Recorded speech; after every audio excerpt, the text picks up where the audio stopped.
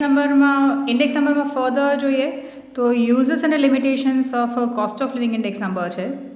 તો યુઝર્સમાં તો આપણે કહી શકીએ કે ઇન્ડેક્સ નંબર આપણે જો પ્રિપેર કરીએ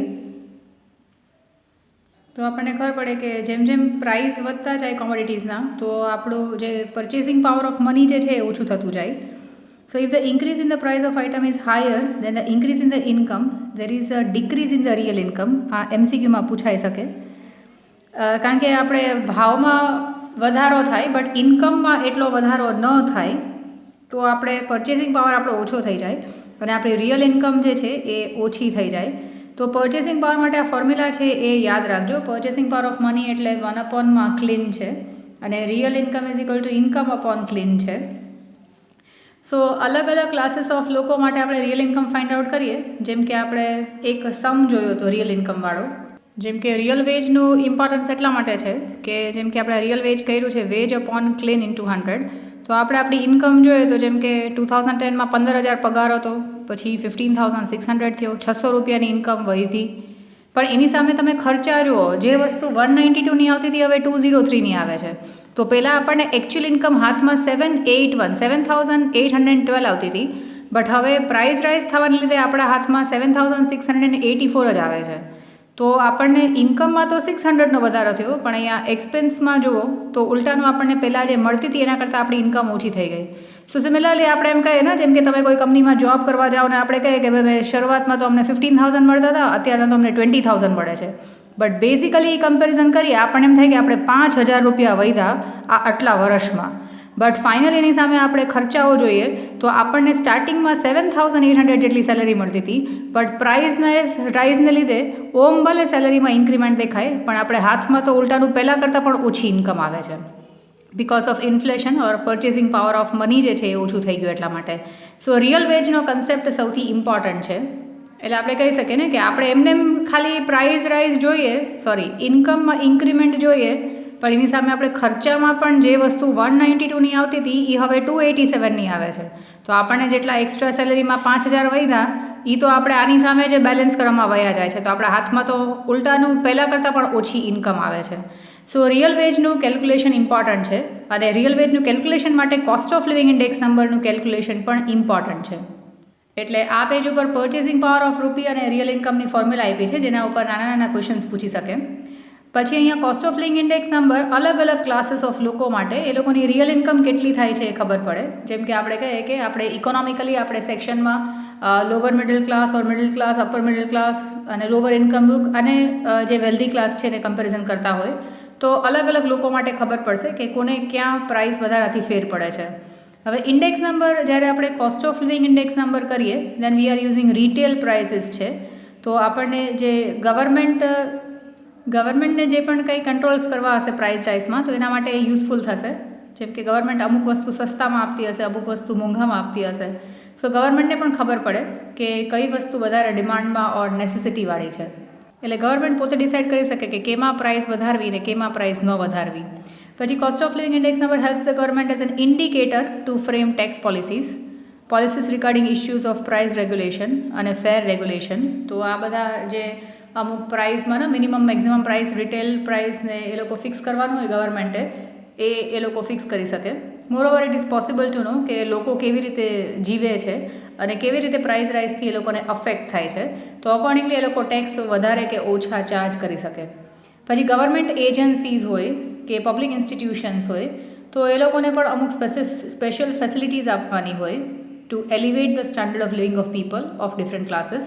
સો ગવર્મેન્ટ એજન્સીઝને પણ ખબર પડે જેમ કે અમુક મેડિસિન્સ છે કે જે બેઝિક રિક્વાયરમેન્ટની હોય તો ગવર્મેન્ટ એને સસ્તા ભાવે ગવર્મેન્ટ હોસ્પિટલ્સમાં વેચી શકતા હોય, જ્યારે બહાર લેવા જાઓ તો એ વધારે મોંઘી પડતી હોય.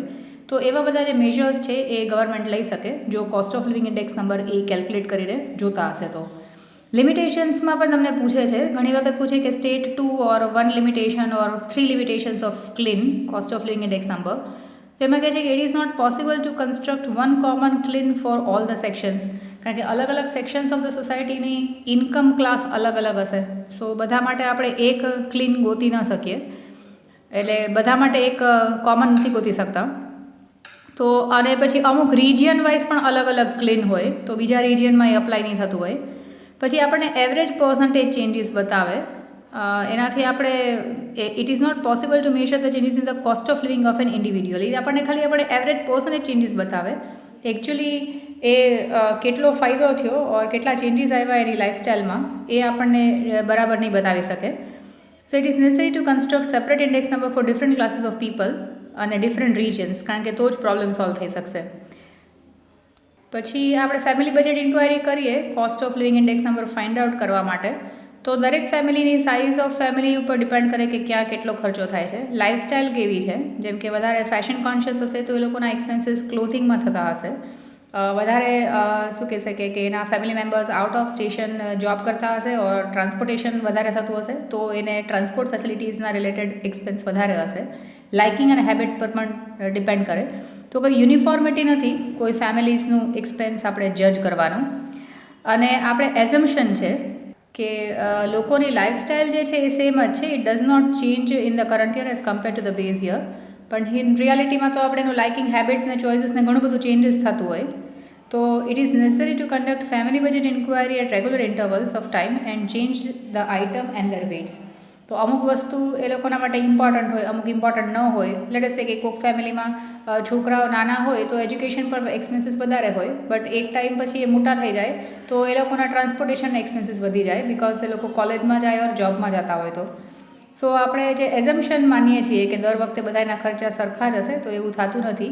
અલગ અલગ ફેમિલીઝને અલગ અલગ વસ્તુ ઉપર એક્સપેન્સીસ થતા હોય. જેમ કે મેઇન કોસ્ટ ઓફ લિવિંગમાં એ લોકોએ ફૂડ, ક્લોથિંગ, શેલ્ટર, ફ્યુઅલ એવી રીતે નાખ્યું હોય તો અલગ અલગ ફેમિલીઝને અલગ અલગ વસ્તુ ઉપર વધારે કે ઓછા એક્સપેન્સ હોઈ શકે. સો એનું લિમિટેશન છે કે આપણે જ્યારે ક્લીન ગોતવા જાય ત્યારે જે ડેટા આપણે લઈએ છીએ એમાં પણ કેટલા બધા વેરિએશન્સ હશે, યુનિફોર્મિટી નહીં હોય. એના પછી તમારા 1.4 પેજ નંબર 38માં થર્ડ નથી કરવાનો કારણ કે મેં યુનિટ ઓફ મેઝરમેન્ટ આપ્યા છે, બાકીના બધા કરવાના છે. પછી પેજ 45 એક વખત વાંચી લેવું, એમાં પણ શોર્ટમાં આપેલું છે. પછી પેજ 51માં 9th અને 10th નથી કરવાના. પેજ 54 ઉપર આ ફર્સ્ટ, સેકન્ડ અને થર્ડ નથી કરવાના. અને પેજ 55 ઉપર 5th ક્વેશ્ચન નથી કરવાનો. પછી એક પેજ નંબર 50 ઉપર આપ્યું છે what is quantity index number. તો શોર્ટમાં કહી શકે the percentage change in quantity in current year as compared to base year is called quantity index number. પછી આ MCQમાં પણ આ પર્ચેસિંગ પાવર ઓફ મની આપ્યું છે. તો purchasing power of money is equal to 1 clean. તો ક્લીન ગોતશો તો 133.33 આવી જશે. પછી એવી રીતે અહીંયા 9thમાં આપ્યું છે કે cost of living index number 200 થઈ ગયું. એટલે જે વસ્તુ પહેલાં 100 રૂપિયાની આવતી હતી હવે 200 રૂપીસની આવે છે. તો આમાંથી કયું સ્ટેટમેન્ટ કરેક્ટ છે? તો આપણે કહી શકીએ કે જે વસ્તુ 100 રૂપિયાની હતી એ 200 રૂપિયાની આવતી હોય તો એનો મતલબ કે આપણે પર્ચેસિંગ પાવર 50% થઈ ગયો અને 0.5 થઈ ગયો. તો જેમ કે આપણે એમાં ફોર્મ્યુલા લખશું purchasing power of money is equal to 1 clean into 100.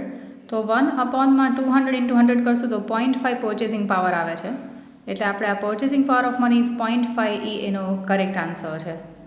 પછી આ બધા MCQs ઇઝી છે કે પહેલાં 20,000 ઇન્કમ હતી અને cost of living index number 130 થઈ ગયું. તો સીધા 20,000ના 130% કરીએ તો